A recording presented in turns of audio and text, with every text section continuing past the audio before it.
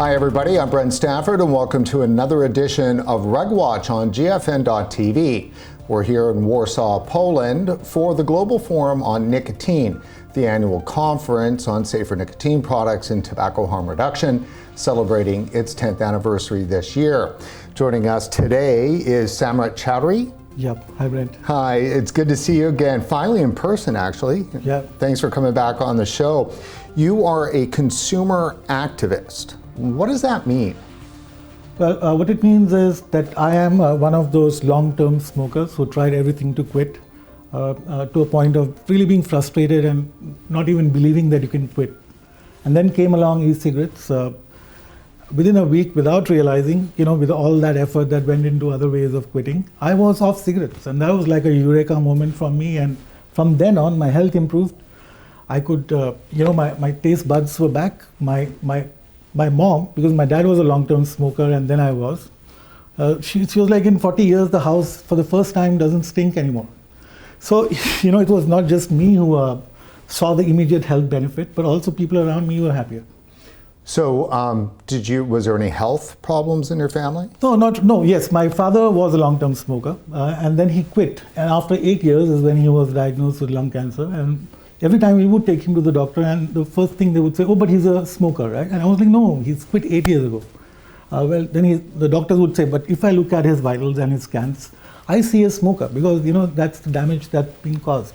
So that was quite disastrous. I just didn't want to repeat the mistakes, and learn from that, and at least not that mistake. So I did really very seriously try to quit.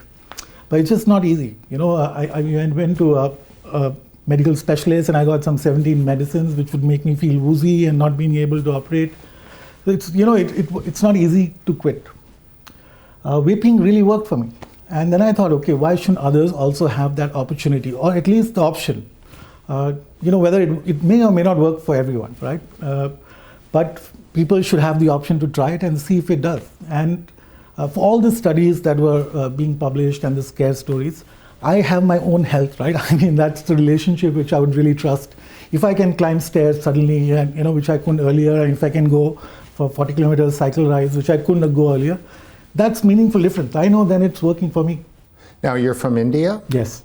And was it easy to find product in India at the time?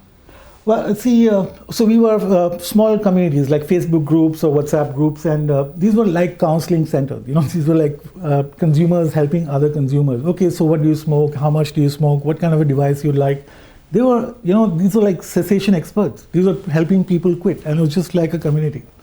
So we would order from outside, from China, Fast Tech, which I think closed shop last year, which is quite, iconic for us. I mean, and that's how trial and error. There was a steep learning curve. Now, of course, we have devices which are just, pick and use. But earlier, you had to invest some effort. But it was still worth it because, the health benefits were tremendous. So when was this that you found vaping and you quit? Well, see, I first tried vaping, I think, around 2011 or 12. Because those devices were like really very fragile and very expensive. So I would pick one up and then in 3 months it would conk off and I would like, okay, now I need to save some money and get another one. So it wasn't that easy. So I was on and off, and it was, I think it took me almost 2 years to completely get off cigarettes.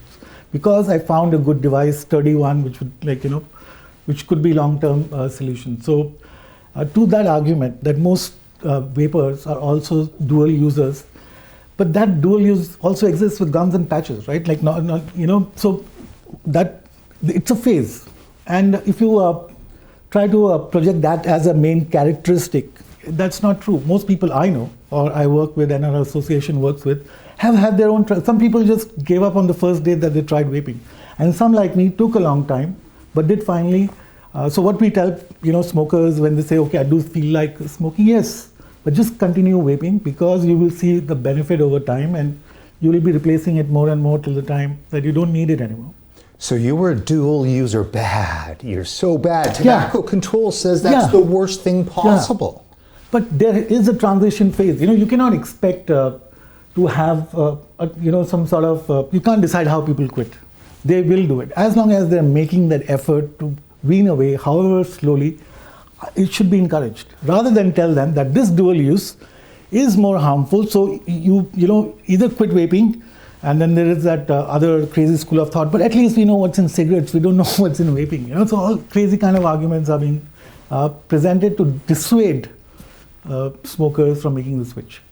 Do you find the dual use argument that comes out of public health and tobacco control to be maybe a smidgen disingenuous?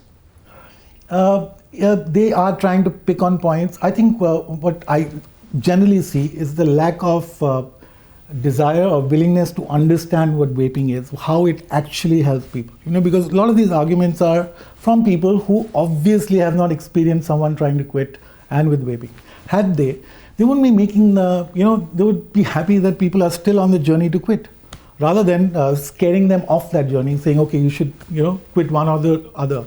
It's not always easy for someone to quit smoking, because it's not just about the nicotine. It's also a lot of other things involved, the social circle you are in. For example, I was a journalist, everyone smoked. Our best work would be in the smoking area. So that's the culture I'm in, and then when I started vaping, and I couldn't be in that smoking room, so I would go out somewhere and vape. But those changes are incremental. You cannot expect me one day, and you cannot expect anyone to do that, and you should just be happy that they're trying. What makes a tobacco control person happy? I'm increasingly beginning to think it is the right or the sort of decision-making power they have over other people, because it doesn't look like public health to me. Because if you're really looking at solutions, which is how we started in India, when we formed the association, we said, okay, India has a huge number of tobacco users. We have huge tobacco health burden. Even if you calculate the health cost, it's like 5 times the revenue. We are a country, we don't have public health care, widely accessible one. So in a situation like that, harm prevention would be really welcome. But then there are wheels within wheels, and the government is itself involved in the tobacco trade, and then you have the Bloombergs and the WHOs saying, okay, go for it, ban it, and So it was quite shocking when the ban came, when India did ban it. And that was in 2019? In 2019. Like a quick chronology of events. In the beginning of the year, Juul announced that it would officially launch in India. That set in motion, a lot of things. A new health minister came in who actually has been a long-term WHO advisor, who happened to get into politics. So he's actually a WHO man. He's quite indoctrinated in the whole prohibitionist, kind of a. If we can ban it, let's ban it, and then the problem will go away. It'll obviously not go away, and now we have a bigger problem than when we started out, and we'll come to that. And then in 2019, they banned it first through an ordinance, which didn't have to pass through Parliament. And then 3 months later, it was brought to Parliament, where the health minister began by saying that, okay, you have 500 people here. I invited you to look at e-cigarettes, and enough you have even seen these products. So they don't know. And you have to see some of the arguments being made. One politician, a well-known one, this has meth, this has crystals in it, and weird kind of stuff. One came up with an argument that since it is good, it must be bad. So that kind of really ill-informed, people were then asked to, the way they were sold was WHO is saying it. So, and in developing nations, WHO carries a lot of weight.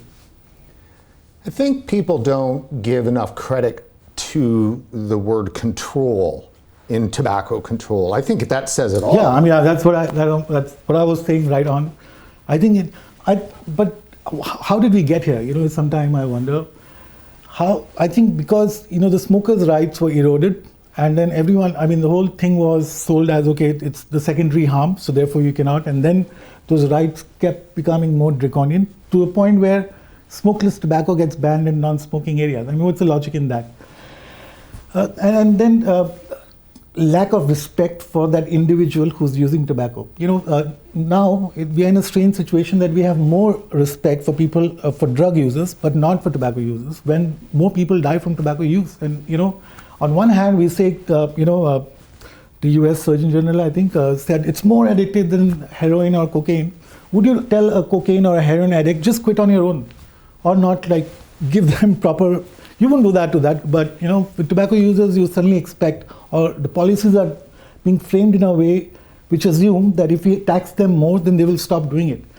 It is addiction, it is dependence. You cannot come at it with things which will only make the problem worse. Because that person is going to buy something cheaper from the illegal market, which will cause more harm. So I don't see how you're helping. In your experience, do you think there could be maybe underlying this lack of respect, lack of dignity, and so forth that tobacco control exudes towards smokers? Could that be because they somehow can't separate the smoker from big tobacco? I think when FCTC was formed in 2003, they did have big hopes that they would be able to tackle this issue, right? I think over the years, as the number of smokers never went down, it's still over 1 billion, they tried to, reason to themselves why they should exist, when the problem that they are trying to deal for 20 years is just where it was, or worse, perhaps. So then come these ancillary arguments of trying to justify why they're doing what they're doing, and nowhere. So we have one of the most famous or well-known tobacco control experts in India is on record saying things like, but smokers anyway, only 5% of them quit. So let's just leave them aside. Let's just, forget about them. Let's just focus on kids. That's 270 million people he wants us to just forget about. And these are tax-paying people. They pay tax on the most tax on a product. And they are your people. So is that then the concept that let's just breed the smokers out? Yeah, why should they are a lost generation, they are lost people. The moment you touch a cigarette, you are a tobacco industry shill, or you are not someone that should be considered. So now you are a population which we want to just throw into the sea if we could. And let's just focus on kids not coming in. But one of the reasons I started smoking was because my dad was smoking. I would pick up those stubs. So just ignoring 1 billion people is also not, I don't see how that is good strategy. But not once have I seen sympathy, or at least empathy for smokers. These are the people you've been mandated to protect the lives of. By restricting options, by you're taxing them, you're pushing them into no smoking zones. I'm not against any of these measures. What I'm saying is that there has to be a more humane way to tackle the problem. It's not that we have not done it in drugs control, we have, and there has been great success. So we know it works, and it's just that tobacco control needs to start thinking like drugs control, and I'm not sure why people from there are not advising. The UNDP program, has the autonomy of the user at the center of its policy making. Drug users are regularly part of their COPs or the meetings, but not in tobacco. When we last had you on the show in 2021, it was to talk about some of the activities of Mr. Bloomberg. Yes. And has that influence grown, and what's been the impact? So the THR side, the tobacco harm reduction side, the way the game is designed, we as consumers are delegitimized. Article 5.3 thrown at us. We cannot even go meet our officials, right? Like our representatives, we as consumers cannot meet because I was a KC scholar, and I did a scholarship where I was trying to figure out if risk-reduced solutions can work for the BD and the Kenny users, which are actually the largest.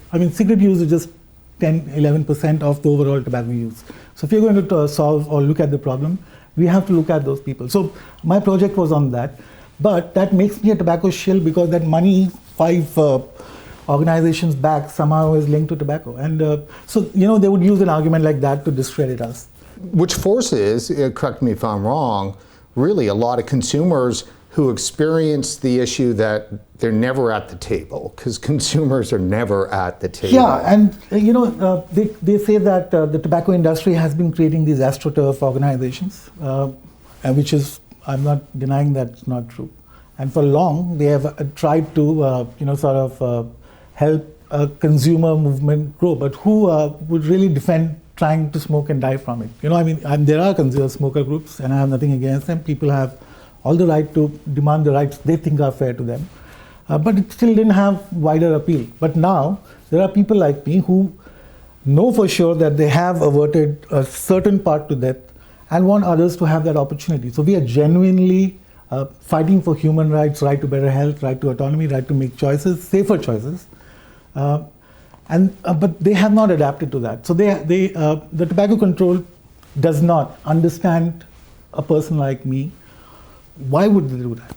I mean, that rationale. So there was a paper published in tobacco control, and it somehow painted INCO, like the organization, which is an umbrella organization representing about 30 national consumer groups, as the fulcrum of evil, as taking money from PMI. And we are all, people from different walks of life. We have nothing, no connections with the tobacco company. Having said that, though, we cannot get funding. If we come up with a project, let's say, okay, let's try, a pilot THR program, let's say in a village we adopt one, we would not be allowed to do that.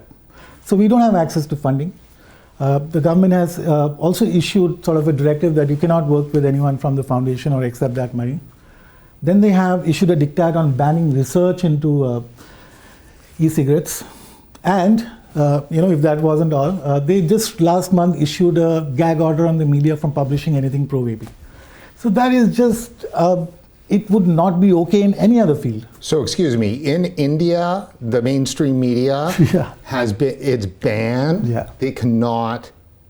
Yeah, so the way the argument has been framed is that speaking in favor of e-cigarettes would be termed e-cigarette promotion, which in the bill is a offense punishable by a few years in prison. So, we have spoken to lawyers about it. How can a bill, in itself contain a provision that you cannot criticize it? This is a democracy. People have the right to criticize any bill or any piece of legislation which they do not agree with. Here you're threatening media houses, you are muzzling scientists, and of course consumers, you think that anyway are, in bed with the industry. Of course, we can also access funding, we cannot make representations. So it's just, everything is stacked against us, and I don't see how. Isn't it strange though, because India is one of the world's largest suppliers of nicotine? Is that not correct? That is true. So while the WHO has somehow shifted focus from trying to save the lives of smokers to fighting the tobacco industry, when they say tobacco industry, they just mean the big four, the BATs and the GTIs and the PMIs and those major multinationals. They do not talk about the China monopoly. They do not talk about the India monopoly, which actually are selling. I mean, China, it sells the most cigarettes that any other company does. Those companies are somehow shielded under this excuse of sovereignty of the nation. So the Indian tobacco monopoly, in which the government owns almost like a quarter or to that extent, it also controls tobacco cultivation. It is the one which distributes seeds. It controls which area is cultivated. So it is milking the crop from the time that is sown to the time that it's sold. So it is a direct stakeholder. Article 5.3 is being applied to a consumer who is just trying not to die from smoking, but these companies are shielded, and WHO and FCTC would never say a word about it. I mean, in fact, the Indian health minister was given an award. Well, yeah, India is allowed to attend COP10, right? It was chairing that COP, It was chairing that COP. So how, it doesn't make sense to us that, if it is, if a tobacco company has state backing, it somehow is not a problem. What we have also done is then, because of that shielding that you're providing these companies, you have taken away the incentive to innovate, because then they have a closed market and they would like to keep milking it without having to put in more effort into developing products.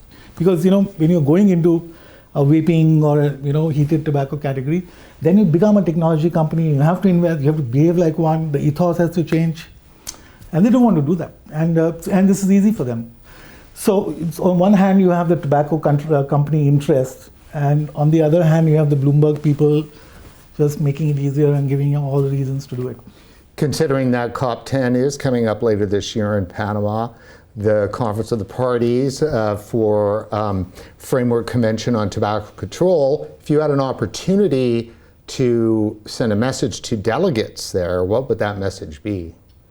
To just keep one thing in mind, that they are there to save 1 billion lives, right? They're there to represent us.